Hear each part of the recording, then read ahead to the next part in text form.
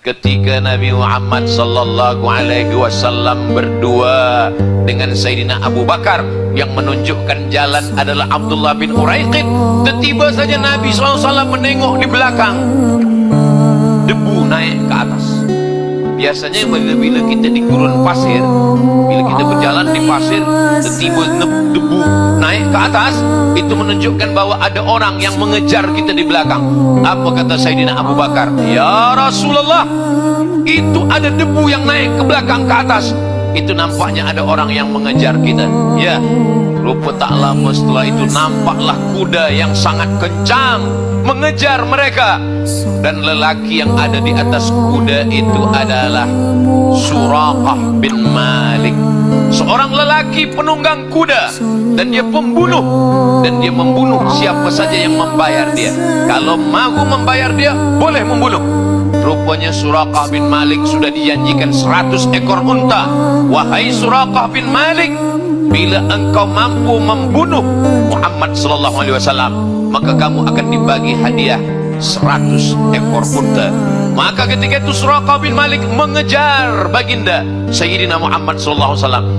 Ketika kuda dia sudah sampai di hadapan Nabi, ketika itu kaki kuda bahagian depan itu jatuh, lalu kemudian Suraqah bin Malik terjatuh, dan ketika itu Suraqah bin Malik tersadar.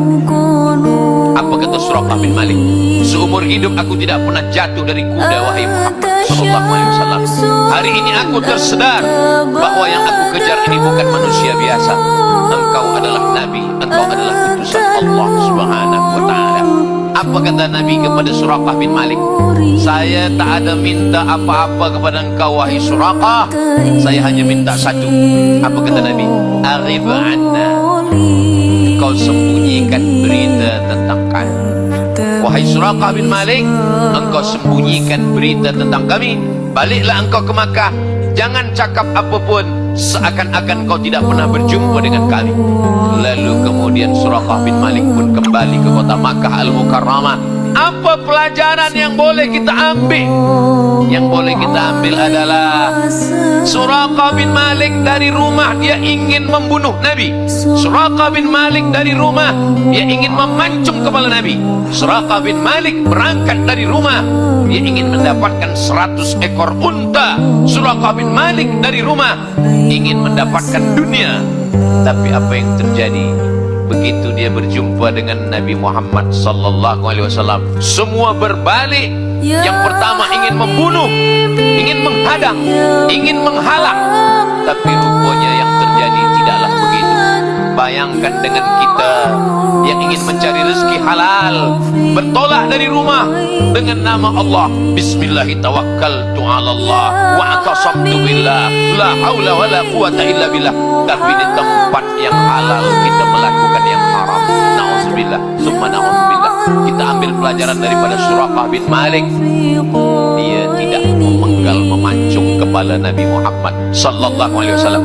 Maka nanti bila kita mati, kita berjumpa dengan Nabi sallallahu alaihi wasallam, kita malu sebab kita sebelum pergi ke tempat yang haram kita sudah beriman.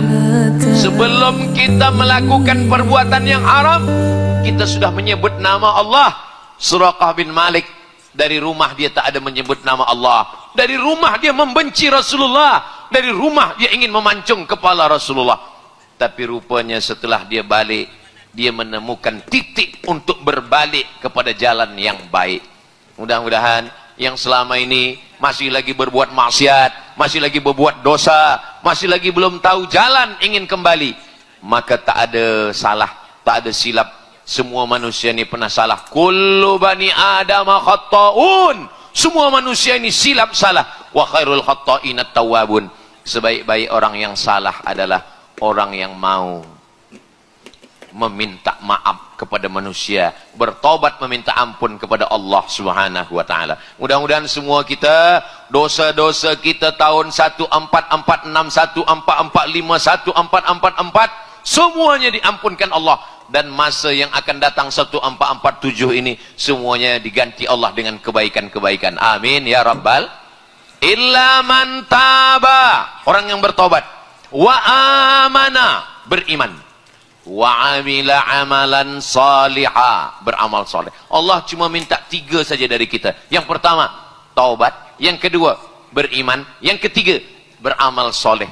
Kalau sudah lakukan yang ketiga, ulaika, mereka itu kata Allah, yubaddilullahu sayyiatihim hasanat, diganti Allah semua yang buruk-buruk, semua yang tak elok, semua dosa diganti Allah dengan kebaikan-kebaikan. Dosa mata, dosa telinga, dosa hati, dosa lisan, dosa fikiran, semua diganti Allah SWT. Di antara kita semua ni mana ada orang tak ada dosa? Man kasura kalamuhu kasura saktuhu. Bukan hadis Nabi, ini pepatah bahasa Arab. Man kasura kalamuhu kasura saktuhu. Siapa yang banyak cakapnya, dialah yang paling banyak salahnya. Ini di antara kita semua ni, siapa yang paling banyak salah? Saya lah. Jamaah ni segan pula nak cakap Ustaz Somad lah banyak salah. Tapi insyaAllah cakap saya ni 1 jam 60 minit akan selesai insyaAllah. Man kasura kalamuhu kasura saktuhu.